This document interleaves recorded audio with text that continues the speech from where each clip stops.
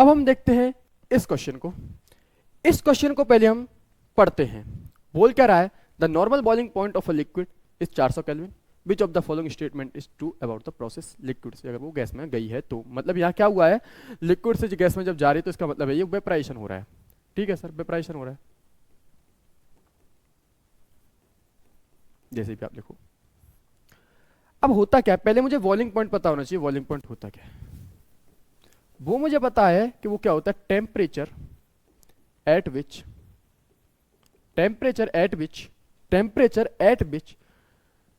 Vapour pressure, क्या vapour pressure, जो आपने वेपर प्रेशर जो लिक्विड का है वो किसमें हो जाए, equal to external pressure.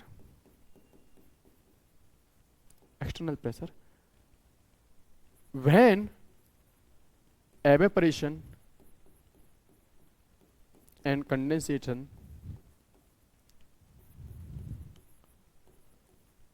at equilibrium। और हम एक्सटर्नल प्रेशर कितना जानते हैं, वो है हमारा 1 atm एटमॉस्फेरिक प्रेशर। ये हमें पता होना चाहिए। दूसरा जो है, जो एक बहुत इंपॉर्टेंट रिलेशन है, वो है del P upon del T at constant B equal to delta H upon T delta भी होता है। हम जानते हैं जब लिक्विड से वेपर में तो हीट देनी पड़ती है, तो ये भी पॉजिटिव हो गया। वॉल्यूम बढ़ेगा, ये भी पॉजिटिव हो जाएगा, और टी तो पॉजिटिव होता है, तो मतलब डेल पी क्या होगा, ये directly proportional to del T. तो आपस में ये थोड़ा एडवांस है, लेकिन आप इसे याद कर सकते हैं। आप इसके सारे क्वेश्चन, आपके सारे आने वाले आंसर इससे सही हो जाते हैं। अब वो बोल क्या रहा है, सुनिए ध्यान से। बोल ये बोल रहा है कि 400 नॉर्मल बॉइलिंग पॉइंट है, बॉइलिंग पॉइंट जो है वो मेरा है 400 केल्विन। कितना है, 400 केल्विन, सही बात है। और हम प्रेशर कितना जानते हैं, वो होता है 1 atm। इस पे क्या हो रहा होगा, 400 केल्विन और प्रेशर 1 atm पे क्या हो रहा होगा, इस पे क्या हो रहा होगा, एवापोरेशन और जो कंडेंसेशन है वो इक्विलिब्रियम में रहा होगा। और इसी पे हम बॉइलिंग पॉइंट को डिफाइन करते हैं, यहीं पे हम बॉइलिंग पॉइंट को हम डिफाइन करते हैं। और जब इक्विलिब्रियम होता है तो मैं क्या जानता हूं, डेल्टा जी की वैल्यू जो होती है वो क्या होती है, मेरी 0 होती है। बिल्कुल सही बात है, ये मुझे पता है। तो बोल क्या रहा है, at 400 kelvin and very tip pressure delta G बिल्कुल 0। बिल्कुल सही बात है कि भाई पहले हम समझना पड़ेगा बॉइलिंग पॉइंट होता क्या है, कि भाई जो वेपर प्रेशर है लिक्विड का वो एटमॉस्फेरिक प्रेशर से बराबर हो जाना चाहिए, एक्सटर्नल प्रेशर के बराबर हो जाना चाहिए। और एक्सटर्नल प्रेशर हमारे पास कितना होता है, वो होता है हमारे पास 1 atm। अच्छा, तो और इसमें होता क्या कि एवेपोरेशन और कंडेंसेशन जो होता है वो डेल्टा जी 0, मतलब कि लिक्विड वेपर में कन्वर्ट होता है और वेपर लिक्विड में कन्वर्ट होता है, ऐसे इक्विलिब्रियम चलता है। और जब भी इक्विलिब्रियम चलता है तो मैं क्या जानता हूं, डेल्टा जी की वैल्यू 0 होती है। बिल्कुल सही बात है।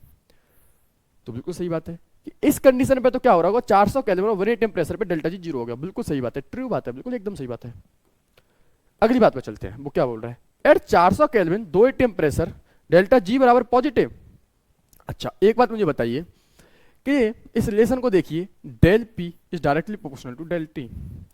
जब आपने प्रेशर को 2 atm बढ़ा दिया, मतलब जो 1 atm प्रेशर जो था, जिस पर 400 केल्विन पे वो चल रहा था, एवेपोरेशन और कंडेंसेशन जो चल रहा था, अब आपने 2 atm प्रेशर कर दिया। मतलब अब आपको 400 केल्विन जब है तो 400 केल्विन से टेम्परेचर ज्यादा चाहिए कि नहीं चाहिए 1 atm तक पहुंचने के लिए। भाई अब आपने 2 atm कर दिया, पहले 1 atm था तो आराम से चल रहा था, अब आपने 1 atm से बढ़ा के 2 atm कर दिया। क्या वो जो गैस है वो 400 केल्विन पे ही एवेपोरेट हो जाएगी? नहीं, अब वो क्या चाहिए, 400 से ज्यादा। उससे मतलब क्या चाहिए, अब 400 से ज्यादा चाहिए, क्योंकि आपने क्या किया है, डेल पी को बढ़ाया है।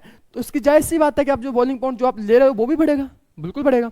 अगर ये सर बढ़ेगा तो जो, लेकिन हमारे पास टेम्परेचर तो कितना है, 400 केल्विन ही है, 400 केल्विन ही है ना। और आपने बोला आप टेम्परेचर अब ज्यादा चाहिए, तो रिएक्शन होगी? बिल्कुल नहीं होगी, बिल्कुल नहीं होगी। तो मतलब ये डेल्टा जी नहीं होगी। अगर रिएक्शन नहीं होगी, अगर रिएक्शन नहीं हो रही, इसका मतलब क्या है, इसका मतलब है कि डेल्टा जी वहां पे पॉजिटिव हो गया। मतलब क्या है इसका मतलब, नॉन स्पॉन्टेनियस हो गया होगा।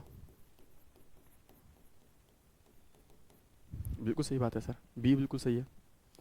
अब आप सुनिए, वो बोल रहा है कि 400 केल्विन और 0.1 atm प्रेशर पे डेल्टा जी नेगेटिव होगा। अरे भाई बिल्कुल होगा। आप समझिए 1 atm चाहिए था उसे, आपने और कम कर दिया, अब तो टेम्परेचर और भी कम चाहिए। मतलब 400 केल्विन तो आप ज्यादा दे रहे हो, 400 केल्विन से कम होगा तब भी चल जाएगा उसे, क्योंकि आप डेफिनेशन पे जाएंगे तो बोल रहा है कि temperature at which vapour pressure of liquid equal to the external pressure when evaporation and condensation equilibrium.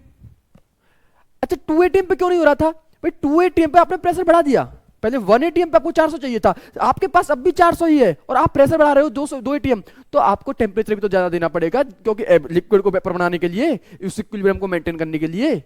लेकिन आपने कम कर दिया। आपने क्या कर दिया, यहां पे आप देखोगे तो डेल पी को आपने क्या कर दिया, कम कर दिया, तो आपका जो बॉइलिंग पॉइंट का जो वो चेंज है वो भी तो कम चाहिए होगा, बिल्कुल कम चाहिए होगा। तो ऐसे में पॉसिबल है रिएक्शन, हाँ धड़ाधड़ से पॉसिबल। मतलब जीरो जो जीरो थी हमारी किस पे, 400 पे, अब तो वो नेगेटिव में पहुंच जाएगी, अब तो बहुत अच्छी रिएक्शन होगी, अब तो वो बहुत कम, अब जब वो रिएक्शन 400 पे जब वो इक्विलिब्रियम चल रहा था, अब तो वो बहुत खतरनाक चलेगा, मतलब रिएक्शन तो और भी ज्यादा स्पॉन्टेनियस हो जाएगी, और स्पॉन्टेनियस हो जाएगी तो यही तो मुझे चाहिए था। तो 0.1 एटीएम आपने टेम्परेचर कम किया और तो मेरा डेल्टा जी नेगेटिव हो गया, बिल्कुल सही, ए बी सी भी हो गए। 410 केल्विन है आपका और 1 एटीएम प्रेशर है, क्या डेल्टा जी पॉजिटिव होगा?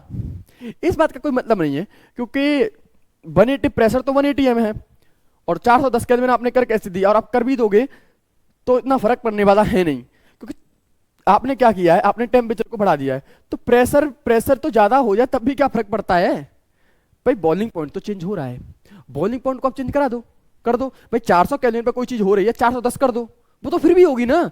अरे मैं ये बोल रहा हूं कि आपने टेम्परेचर को, आपने बॉइलिंग पॉइंट मतलब 400 केल्विन था, तो 1 एटीएम प्रेशर पे रिएक्शन कैसी थी आपकी? स्पॉन्टेनियस थी, चल रही थी, बढ़िया इक्विलिब्रियम पे थी। अब आपने बॉइलिंग पॉइंट को बढ़ा दिया, मतलब 400 केल्विन से भी आपने ज्यादा कर दिया, मतलब 401 केल्विन तक, तब भी क्या, उसे तो 400 की जरूरत थी, तो रिएक्शन तो अब भी स्पॉन्टेनियस रहेगी। स्पॉन्टेनियस रहेगी तो डेल्टा जी तो हमारा फिर भी नेगेटिव रहेगा ना, पॉजिटिव थोड़ी रहेगा। तो हमारा ये तो बिल्कुल गलत स्टेटमेंट है। तो इस क्वेश्चन के जो सही आंसर जाते हैं वो है मेरे ए, बी और सी। कुछ नहीं, सिर्फ इतना याद रखना था कि हमारा बॉइलिंग पॉइंट होता क्या है कि 400 केल्विन पे, बॉइलिंग पॉइंट का मतलब समझ रहे हो क्या है कि मैंने 400 केल्विन उसको दिया और क्या हुआ, लिक्विड और वेपर इक्विलिब्रियम में आ गए, और एटमॉस्फेरिक प्रेशर कितना था, 1 एटीएम था, तो आराम से रिएक्शन चल रही थी। जैसे ही आपने प्रेशर को बढ़ाया तो भाई 400 केल्विन से तो ज्यादा चाहिए, और आपको दे कितने रहे हो, 400, नॉर्मल बॉइलिंग पॉइंट कितना है, 400, 400 से तो बढ़ जाएगा, तो रिएक्शन तो होगी नहीं। लेकिन आप कम कर दे तो अच्छी बात है ना, 400 केल्विन है, मतलब 300 पे भी उसका काम चल जाएगा, तो ये भी सही। लेकिन आप 410 कर दोगे तो क्या रिएक्शन नॉन स्पॉन्टेनियस हो जाएगी? कभी नहीं, उसके लिए तो और अच्छी बात है भाई। उसे 1 एटीएम पे जरूरत किसने की है, 400 की, और आप दे कितने रहे हो, 410, 1 एटीएम की जरूरत है उसे, और आप दे कितना रहे हो, 410, तो और अच्छी बात है, तो हो जाएगी। आप इसने बोल रखा है पॉजिटिव होगा, नहीं नेगेटिव होगा। तो इस क्वेश्चन के जो करेक्ट ऑप्शन है वो है ए, बी और सी।